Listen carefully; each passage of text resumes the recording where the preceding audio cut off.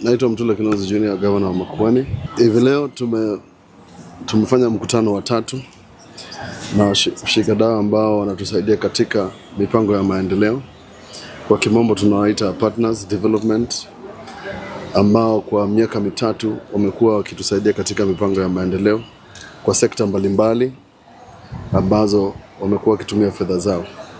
Tumetumia fursa hii kwanza kuwashukuru kwa fedha na hela ambazo zimetumika katika kaunti ya Makueni, na kuwashukuru kwa sababu pesa nyingi ambazo zinatumika na hawa wafadhili zinatoka katika nchi mbalimbali ambazo zinatumia kodi yao.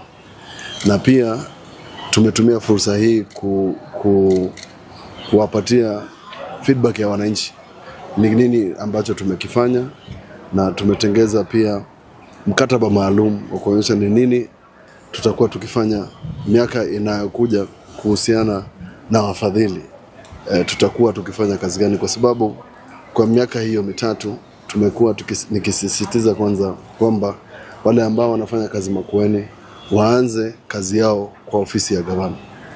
Hata sasa tunapozungumza kuna watu pia wanafanya kazi Makueni na hawajulikani wanafanya kazi gani na wanafanya na kina nani, na wakienda haijulikani wamefanya kazi gani. Kwa hivyo tumetumia jukumu hii kuwahimiza kwamba itakuwa mwafaka tukae chini tuzungumze. Wale ambao wamekaa katika vitengo mbalimbali, kwa mfano wale ambao wana deal na mambo ya maji, sanitation, agriculture, wamekuta kwamba tukiwapatanisha wakuje pamoja. Mpango kama ule ambao tulifanya feasibility study ya kutoa maji ya mto ardhi kutoka ardhi mpaka mlima naitwa Kalimakoi Masongaleni, na feasibility study imeonyesha kwamba mradi huu unataka takriban ya milioni 184. Inawezekana kuwa wale wafadhili wako hapa tushikane, kila mtu afanye milioni 20 na tuhakikishe kwamba mradi huo umetendeka kwa mwaka mmoja, badala ya vile tunampangilio kuifanya kwa sura tofauti. Kwa hivyo hiyo ndio mpangilio maalum ili tuwashukuru na tuwalete pamoja.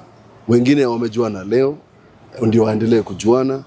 Pia sectors ambazo wamekongomana pia wajuane, kwa sababu sasa wamejuana, na tunatarajia kwamba tukifika mwaka ujao na mwaka unaokuja tutakuwa tumeweza kuleta sekta ambazo zinafanya kazi moja ziwe zinaweza kukutana bila kuleta watu wote katika mahali pamoja. Sekta ya maji, sekta ya ukulima, sekta ya afya wakae pamoja ili tuweze kutafuta matokeo ya rahisi na pesa ziwe zinatumika vizuri, na pia sisi kama watu wa Makueni tuweze kuwajulisha